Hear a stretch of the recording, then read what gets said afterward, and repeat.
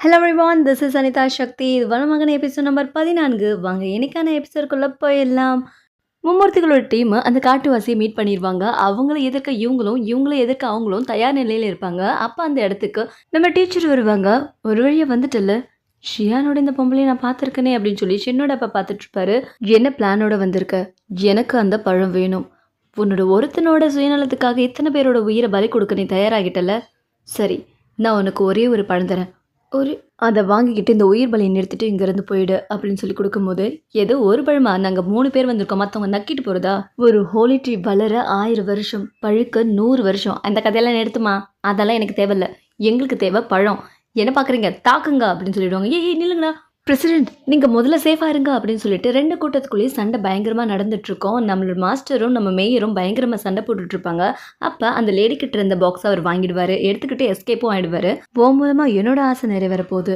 அதுக்கப்புறமா ஃபைட் நிற்காமல் தொடர்ந்து நடந்துகிட்டே இருக்கும். இந்த பழம் பறிபோனது கூட தெரியாமல் இதுங்க சண்டை போட்டுட்டு தெரியுங்க.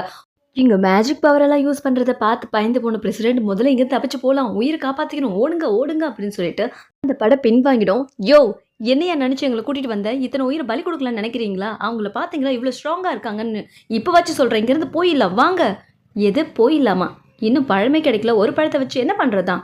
அது கூட எங்க அவர் அந்த பழம் கிடைச்சோன்னா அப்போவே அங்கேருந்து போயிட்டாரே, நீங்கள் கவனிக்கலையா அப்படின்னு சொல்லி தளபதி கேட்க, இப்போ அதெல்லாம் மேட்ரு கிடையாது, நாம் இங்கேருந்து போகிறோம், வரியா இல்லையா? என்னால் பழம் இல்லாமல் வர முடியாது. எனக்கு அது எவ்வளோ இம்பார்ட்டன்ட் தெரியுமா உனக்கு? என்ன லூஸ் தரமாக பேசிக்கிட்டு இவன் திருந்த மாட்டான் போல. ஒரு பக்கம் ஹீரோட அப்பா, உன்னால் இந்த உலகத்துக்கு எவ்வளோ பெரிய அழிவு வரப்போகுது தெரியுமா? குலத்தை விட்டு நீ எப்படி வெளியில் போகலாம்? ஆல்ரெடி உள்ளே வந்தவங்களை என்ன செக் பண்ணுறது? அவங்களோட மெமரி எல்லாத்தையும் அழிஞ்சு போகிற மாதிரி செய்யுங்க. அவங்க இதுக்கப்புறம் இந்த இடத்துக்கு வந்தது ஞாபகமே இருக்கக்கூடாது. சரிங்க சீஃப். அப்புறம் நீங்கள் 2 பேரும் இந்த குலத்தை சேராதவங்க. இதுக்கப்புறம் இந்த குலத்துக்குள்ளே நீங்கள் வர நினச்சா அவங்கள கொல்ல கூட நான் தயங்க மாட்டேன். அப்புறம் என்னோட மகனை இந்த விஷயம் முடிகிற வரைக்கும் ஜெயில் அடைங்க. நீ அமைதியாரு, இதை நீ தான் செய்ய போகிற அப்படின்னு சொல்லி ஃப்ரெண்டுக்கிட்ட உத்தரவிட்டதும் சரிங்க சீஃப்னு சொல்லிடுவார். இன்னொரு பக்கம் அந்த சோல்ஜரோட நினைவுகள்லாம் பறிப்போகிற மாதிரி அந்த மந்திரப்பொடியை தூவனவனை எல்லாரும் மயங்கி விழுந்துருவாங்க. இதில் தப்பிச்சது பிரசிடென்ட்டும் நம்மளோட ஷென்னோட அப்பாவும் தான். அவர் மூக்க முடிப்பாங்க. யோ, என்னையா நடக்குது? எனக்கு மட்டும் என்னையா தெரியும்? யோ தளபதி எழுந்துறியா? நாம் எதுக்காக இங்கே வந்திருக்கோம்? என்னாச்சு பிரசிடென்ட்? பாத்தியா இவங்களோட நிலைமையை? பாத்தியா? இது எல்லாமே உங்களால தான். இப்போ வச்சு சொல்கிற, திருப்பி போயிடலாம் வாயா. சரி வா போகலாம் அப்படின்னு சொல்லி கூட்டிகிட்டு போயிடுவாங்க படைய. ஒரு பக்கம் ஜெயிலுக்கு வந்திருப்பாங்க. 2 பேரும் ஒருத்தருக்கு ஒருத்தர் பார்த்துட்டு இருக்கிறத பார்த்த ஃப்ரெண்டு, மணி ஆகுது, இங்கேருந்து கிளம்புங்க 2 பேரும் அப்படின்னு சொல்லிட்டு இருப்பாரு. வென், உன்னோட அப்பாவை இந்த மாதிரி பார்த்த உடனே அவரை நீ தப்பாக நினைக்காத. அவர் எப்பயுமே உன்னோட லவ்வாகவும் கேராகவும் தான் பார்த்துக்கிறாரு. அந்த ஆள் முதல்ல என் அப்பனே இல்லை, அவன் என்ன கேர் பண்ணுறது? ஷான், லேட் ஆகிடுச்சு, உள்ளவா அப்படின்னு சொல்லிட்டு ஜெயிலுக்குள்ளே அடைக்கிறதுக்கு கூட்டிகிட்டு போயிடுவார். நம்ம ஹீரோயின் நின்றுட்டே இருப்பாங்க. என்ன பார்த்துட்ருக்கீங்க? டைம் ஆகுது. நீங்கள் இங்கே இருந்தீங்கன்னா அவனுக்கு தான் ஆபத்து. கிளம்புறீங்களா? ஆனால் ஹீரோயின் இதெல்லாம் காதில் வாங்கிக்காம ஹீரோ இருக்கிற ஜெயில் ரூம் கிட்ட ஓடுவாங்க. சரி போனால் போட்டோம் அப்படின்னு சொல்லி நின்று ஒரு ஃப்ரெண்டு, நீ ஒன்றும் கவலைப்படாத, எப்படியாச்சும் எதை பண்ணியாச்சும் நான் உன்னை வெளியில் கொண்டு வந்துடுவேன். நம்மளோட விதி இங்கேயே முடியுதுன்னு நினைக்கிறேன். நீ ஷென் கிட்ட மக்களை மட்டும் பாதுகாக்க சொல்லு, உன்னை நீ பாதுகாத்துக்க. நான் ஏம்மா, உனக்கு சொல்கிறது புரியலையா? யாராவது பார்த்துட்டாங்கன்னா பிரச்சனையாயிடும். முதல்ல இங்கேருந்து வா. நான் வரமாட்டேன் சொல்கிறது கேளு அப்படின்னு சொல்லி இழுத்துட்டு போயிடுவார். வெளியில் கூட்டிகிட்டு போன அவர், நீ இங்கேயே இருந்தனா உங்களால் எங்களுக்கு தான் ஆபத்து. அப்புறம் சியான் இதை உங்ககிட்ட கொடுக்க சொன்னான், நினைவு பொருளா அப்படின்னு சொல்லி ஹோலி ஃப்ரூட்டில் செஞ்சுது. யாருக்குமே கொடுக்க மாட்டான், உங்ககிட்ட கொடுக்க சொல்லியிருக்கான். சரி இங்கேருந்து கிளம்புங்க. உங்கள் 2 பேரையும் இங்கேயே யாராச்சும் பார்த்தாங்கன்னா எனக்கு தான் பிரச்சனையாயிடும் அப்படின்ற மாதிரி மறுபடியும் சொல்லிட்டு இருப்பாரு. அவர் சொல்கிறது புரியுதா? நம்ம இங்கேருந்து போயிடலாம் அப்படின்னு சொல்லி வென் கூப்பிடுவார். அவர் மட்டும் கொஞ்சம் ஜாக்கிரதையாக பார்த்துக்கிறீங்களா? அதெல்லாம் எனக்கு தெரியும், முதல்ல நீங்கள் வந்த வழியை பார்த்துக்கிட்டு கிளம்புற வழியை பாருங்க அப்படின்னு சொல்லி அமுச்சு விட்டுருவார். இந்த பக்கம் ஹீரோ ரொம்ப வெக்ஸாகி உட்காந்துட்டு இருக்கும்போது ஃப்ரெண்ட் அந்த ரூமுக்கு வந்து, எங்கே பாரு, நாம் இந்த குலத்தை சேர்ந்த வெளியாட்களை காதலிக்கக்கூடாது. ஒன்னால் அவள் சாகிறத நீ விரும்புறியா என்ன? அவளை மறந்துரு அப்படின்னு சொல்லிட்டு இருப்பாரு. இந்த பக்கம் நம்ம ஹீரோ எதுவுமே பேசாமல் அமைதியாக உட்காந்துட்டு இருப்பாரு. ஒரு பக்கம் மேயர் அந்த பழத்தோட அவரோட ஒய்ஃபை பார்க்க வருவார். எத்தனை வருஷத்தவம், நீ உயிரோடு வரப்போகிற, நான் உன்னை உயிரோடு கொண்டு வர போகிறேன், நம்ம 2 பேரும் சேர்ந்து வாழ போகிறோம். என்ன, நீ இன்னும் அப்படி பருவமங்கையாக இளமையாகவே இருக்க, நான் வயசானவனாக மாறிட்டேன், பரவாயில்ல விடு அப்படின்னு சொல்லிட்டு அந்த ஹோலி ஃப்ரூட்டை எடுத்து அவரோட பவரை யூஸ் பண்ணுவார். அது அவங்க உடம்புல ரியாக்டே பண்ணாது. என்ன இது, ஏன் ரியாக்ட் பண்ண மாட்டேங்குது அப்படின்னு சொல்லி அவரோட பவரை மேலும் மேலும் அந்த பாடி மீது யூஸ் பண்ணிட்டு இருப்பாரு. என்னால் தாக்கு பிடிக்க முடியல, ஏன் பாடி எவாப்ரேட் ஆகுது அப்படின்னு சொல்லி அவர் பவர் யூஸ் பண்ணிக்கிட்டே பார்த்துட்டு இருப்பாரு. இவங்க கொடுத்த ஹோலி ஃப்ரூட்டால் அவங்க மொத்த உடம்புமே எவாப்ரேட் ஆகி போயிட்டே இருக்கும். அவரோட கண்ட்ரோல் இல்லாமலே போயிட்டு இருக்கும். இப்படி நடக்கக்கூடாது நடக்கக்கூடாது அப்படின்னு சொல்லி பயங்கரமாக கத்திட்டு இருப்பாரு. கடைசியில் அந்த மொத்த பாடியுமே எவாப்ரேட் ஆகிடும். மிச்சம் இருந்த பாடியை போய் அவர் காட்டு பக்கத்தில் எரிச்சிட்டு இருப்பாரு.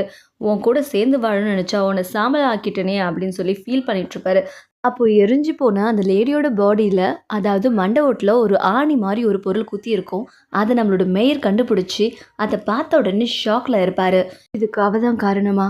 ஒரு பக்கம் நம்மளோட ஹீரோயினி கிளினிக்கு வருவாங்க. ரொம்பவும் வெக்ஸ் ஆகிருப்பாங்க. உட்காந்துட்டு இருக்கும்போது நம்ம ஃப்ரெண்ட் வந்து என்னாச்சுடி, அவன் இங்கே நீ மட்டும் தனியாக வந்திருக்க அப்படின்னு சொல்லி கேட்பாங்க. உடனே நம்ம ஹீரோயினி அழ ஆரம்பிச்சிருவாங்க. அவன் இனிமேல் திரும்பி வரமாட்டான். எதுக்கு திரும்பி வரமாட்டான்? ஏன் இப்படி எழுதிட்டு இருக்க? பொறுமை சொல்லு. அவங்க ஹோம் டவுனில் அவனை பிடிச்சி வச்சுக்கிட்டாங்க. பிடிச்சி வச்சுக்கிட்டாங்களா? என்ன சொல்கிற? ஏன் பிடிச்சி வச்சுக்கிட்டாங்க? அது வந்து அப்படின்னா அவன் திரும்ப வரமாட்டான்னு சொல்கிறியா?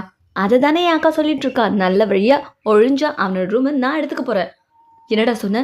மரியாதையே சொல்கிறேன், ஒழுங்கா இங்கேருந்து ஓடி போயிடு. நான் ஏன் ஓடி போகணும்? நான்லாம் போக மாட்டேனே. இப்போ நீ போகலன்னா உன்னை கொன்ன பாவம் எனக்கு தான் சேரும். போடா, போ போ, உதைக்கிறதுக்குள்ளே போயிடு அப்படின்னு சொல்லி அடித்து அவங்களோட தம்பியை விரட்டிட்டு இருப்பாங்க. இந்த பக்கம் நம்மளோட ஃப்ரெண்டுக்கு ரொம்பவும் சோகமாக இருக்கும். ஹீரோ திரும்பி வராதனால நம்ம ஹீரோயினி வீட்டுக்கு வந்து இதை பற்றியே யோசிச்சுட்டு இருப்பாங்க. இந்நேரம் அவன் எப்படி இருக்கானோ என்ன பண்ணுறானோ அப்படின்னு சொல்லிட்டு. அப்பன்னு பார்த்தா அந்த ஜந்து மாஜியோ வரும். நான் தூங்காமல் இருக்கேன்னா எனக்கு தூக்கம் வரல, உனக்கு எனக்கு தூக்கம் வரல, நீ ஃபீல் பண்ணுறியா? மேஜியோ எனக்கு ஒரு ஹெல்ப் பண்ணுறியா? அவர்கிட்ட நான் பேசணும். முடியாத. உனக்கு கெஞ்சி கேட்குற மாஜியோ. அப்படி நான் ஒரு உண்மையை சொல்லட்டா? உனக்கு அவன் லெட்ரு எழுதியிருக்கிறான். தோ வந்திருக்கு பேர் லெட்டர். அப்படியா? அந்த லெட்டர் எனக்கு கொடு அப்படின்னு சொல்லிட்டு ஹீரோனி ஆவலமாக வாங்க போவேன். உனக்கு எங்களோட லெட்டர்ஸ் எல்லாம் படிக்க தெரியுமா? நீயே படிய. அது எங்கள் அப்பா எனக்கு 1000 தடவை ரூல்ஸ் எழுத பனிஷ்மெண்ட் கொடுத்துட்டாரு. எனக்கு இங்கு ரூமு போர்டு அடிக்குது. அஜியோ, நான் இதுக்கு ரிப்ளை பண்ணணும். நான் சொல்கிறத எழுதுறியா? சரி சொல்லி தோலை. நீ எனக்கு இப்போது அங்கே எப்படி இருக்குன்றது தெரியாது அப்படின்னு சொல்லி ஹீரோயினி பேச ஆரம்பிப்பாங்க. அந்த லெட்டர் நம்மளோட ஃப்ரெண்ட் கைக்கு தான் வரும். நம்மளோட ஹீரோ தான் சொல்லியிருப்பாரு லெட்டர் கொடுத்து ரிப்ளை வாங்கிட்டு வர சொல்லி.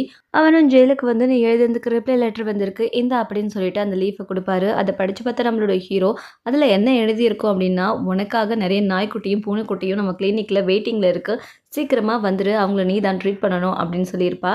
உடனே அதை பார்த்தா நம்மளோட ஹீரோ சிரிச்சிட்ருப்பாரு. நம்மளோட ஹீரோவும் ரிப்ளை லெட்டர் கொடுத்துருப்பாரு. என்ன வந்திருக்கு படி. ஷாங் ஜியான் அந்த ஜின்யூ சொசைட்டியை சேர்ந்தவ ஷென்கிட்ட சொல்லி அவகிட்ட கொஞ்சம் ஜாக்கிரதையாக இருக்க சொல்லியிருக்கா. சாங் ஜிங் அவள் ஒரு ரிப்போர்ட்டர் இல்லை, அவள் ஜின்யூ சொசைட்டியை சேர்ந்தவளா? இதில் ஏதோ தப்பு இருக்குது. தப்பு இருக்குது. என்ன நடந்துட்டுருக்கீங்க? இதை நான் எப்படியாச்சும் ஷென்கிட்ட சொல்லியாகணும். எனக்கு முக்கியமான வேலை இருக்குது, இதோ வரேன். ஏதா உனக்கு நான் உழவு செஞ்சல, என்னை ஒத்து போவாத. நில்லடி, ஏய் நில்ல. அப்பா என்னாச்சு? போன காரியம் ஓகே தானே? என்ன ஆகணும்? எல்லாம் நாசமாக போச்சு. அந்த முறை தவறி பிறந்த நாய் அந்த பழத்தை ஆட்டையை போட்டுட்டு போயிட்டான். இதனால நிறைய சோல்ஜர்கள் செத்து போயிட்டாங்க, மெமரி இழந்துட்டாங்க. அவங்களுக்கெல்லாம் இப்போ நான் தான் நஷ்டம் ஈடு கொடுக்குறோம். நீ அதுக்கான வேலையை பாரு அப்படின்னு சொல்லி கசின் கூப்பிடுவார் இல்லையா, அவர்கிட்ட சொல்லி அனுப்பிச்சிடுவாரு. இப்போ என்னப்பா அந்த ஆள் கொடுக்கலன்னா என்ன? நமக்கு வழி தெரியாதா? இல்லை மரணம் இருந்தால் நிறைய பழம் இருக்காதா? நான் உங்களுக்காக கொண்டு வரேன். எவ்வளோ ஈஸியாக சொல்லிட்ட நீ. அந்த மனுஷங்களாம் எவ்வளோ ஸ்ட்ராங்குன்னு உனக்கு தெரியுமா? மந்திர பவரெல்லாம் யூஸ் பண்ணுறாங்க. என்னப்பா சொல்கிறீங்க? உண்மையாவா? அதுவும் இல்லாமல் இந்த வெட்டினரி டாக்டர் நீங்கள் ஒரு பையன்புல சுற்றிட்டு இருந்தானே, அவங்க கூட வந்த டீச்சரும் அந்த கும்பலில் இருந்தா. முதல்ல அவங்க யாருன்னு விசாரி. நீ போய் ஷியானோட மொத்த டீட்டெயிலையும் வெளியில் எடு அப்படின்னு சொல்லிட்டு ஷேன் ஆர்டர் போட்டுருவாரு. சரிங்க அப்படின்னு சொல்லிட்டு அவன் அங்கேருந்து போயிடுவான். அப்போ அவங்க அப்பாவும் கிளம்ப, நீங்கள் எங்கேப்பா போகிறீங்க? அந்த துரோகம் எடுத்துகிட்டு போன பழத்தில் பாதியாச்சும் நான் வாங்காமல் விட மாட்டேன் அப்படின்னு சொல்லிட்டு போவார். ஒரு பக்கம் நம்மளோட ஹீரோயினி வெண்ணை சந்திக்க வந்து பார்க்க முடியாமல் வந்துட்டுருப்பாங்க. பசி வந்தது தான் மிச்சம். எங்கே போனாலும் அந்த பரதேசி அப்படின்னு சொல்லி போயிட்டு இருக்கும்போது ரோட்டில் 2 பேரும் நம்ம ஹீரோயினோட பேக்கை பிட் பாக்கெட் அடிச்சுட்டு போவாங்க. ஏய் என்னோட பேக் நில்லுடா, குடுடா அப்படின்னு சொல்லிட்டு போடும்போது நம்மளோட ஹீரோயினி ஸ்லிப் ஆகி விழுந்துருவாங்க. கால் சுளுக்கு பிடிச்சிக்கும். அந்த நேரம் பார்த்து நம்மளோட ஷென்னோட டீம் அங்கே வந்துடும். என் பேக்கை கொள்ளடிச்சிட்டு போகிறான். அதுங்களை பிடிக்கிறதுக்காக பின்னாடி போலீஸ்காரங்க ஓடிடுவாங்க. உன் காலில் அடிபட்டுருச்சா? பரவாயில்ல விடு, கையெடு, நான் உன்னை கிளினிக்கில் ட்ராப் பண்ணுறேன், மரியாதையாக என் பின்னாடி ஏறு. ஏறுன்னு சொன்னேன். உடனே நம்ம ஹீரோயினையும் தயங்கி ஏறிப்பாங்க. அப்போது உன்னோட வெட்டினரி டாக்டர் எங்கே அப்படின்ற மாதிரிலாம் பேசிட்டு போவார். அவரை பற்றின நம்ம ஹீரோயினி அவனை பற்றி அக்யூரேட்டாக சொல்லாமல் லைட்டாக சொல்லுவாங்க. அவன் வீட்டுக்கே போயிட்டான். அவனோட ஊர் எதுன்னு சொல்ல முடியுமா? சொல்ல முடியாது. அங்கேயும் போய் அவனை டிஸ்டர்ப் பண்ணுவேன். நான் எப்படி டிஸ்டர்ப் பண்ணுவேன்? அவனுக்கு எனக்குள்ள தான் டீலிங் இருக்கே. இன்வெஸ்டிகேஷன் முடிக்காமலே போயிட்டானே. சரி இனிமே லவ்வுக்கு அவன் தொந்தரவா இருக்க மாட்டான். என் வழியில ஆள் கிளியர். என்னடா சொன்ன? இதுக்கு தான் உன் மேல ஏற மாட்டேன்னேன். முதல்ல என்ன இறக்கி விடு. இறக்கி விடு. பாத்தியா? உன்னோட புத்திய காமிக்கிற பாத்தியா? நான் என்ன தப்பா சொல்லிட்டேன்? ஏன்? அவங்கள விட நான் நல்லவனா தெரியலையா? இல்ல அவங்க கூட நான் மோதி பார்க்கணுமா? மோதி பார்க்கணும்னா சொல்ல மோதி பார்க்குறேன். நீ நினைக்கிற மாரிலாம் அவங்க இல்ல. ரொம்ப பவர்ஃபுல்லான ஆளுங்க. அப்படியா? என்ன பார்த்தா பயப்படுற மாரி தெரியுதா? ம். குயேஷன். ஆ ஆ. சரி சரி. உன்னோட கிளினிக் வந்துருச்சு. இதுக்கப்புறம் என்னோட உதவி உனக்கு தேவைப்படாது. எனக்கு ரோந்து பணியில வேலை இருக்கு. நீ ஏன் நடந்து போ. நான் போறேன். பாய். குட் பாய் அப்படின்னு சொல்லிட்டு போவாரு. அந்த சாங் லேடிய பத்தி இவன்கிட்ட சொல்லியிருக்கலாமா? இதுக்கப்புறம் என்ன ஆபத்து வரும்னு தெரியலையே அப்படின்னு சொல்லி யோசிச்சுட்டு இருப்பாங்க ஹீரோயினி. ஒரு பக்கம் நம்மளோட மேயர வீட்ட காமிப்பாங்க. அந்த வீட்டுக்குள்ள ஒரு புல்லட் நம்மளோட மேயர நோக்கியே குறிபார்த்து பாஞ்சு வந்துட்டு இருக்கும். அத பார்த்து நம்மளோட மேயர் அந்த புல்லட்லேருந்து எஸ்கேப் ஆயிடுவாரு. தொடர்ந்து தோட்டாக்கள் வந்துட்டே இருக்க நம்மளோட மேயர் அதுலேருந்து எஸ்கேப் ஆகி பயந்து ஒளிஞ்சுட்டு யார் இந்த காரியத்தை செய்றா அப்படின்னு சொல்லி குரல் கொடுப்பாரு. வேற யாருமே இல்ல. நம்மளோட ஷென்னோட அப்பா தான் துப்பாக்கி எடுத்துக்கிட்டு மேயரையே கொல்லலான்னு வந்திருப்பாரு. நீயா? நீயா என்ன கொல்ல நினைக்கிற?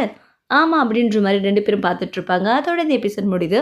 அடுத்த எபிசோடில் மீண்டும் சந்திக்கிறேன். நன்றி. Keep smiling. டாடா.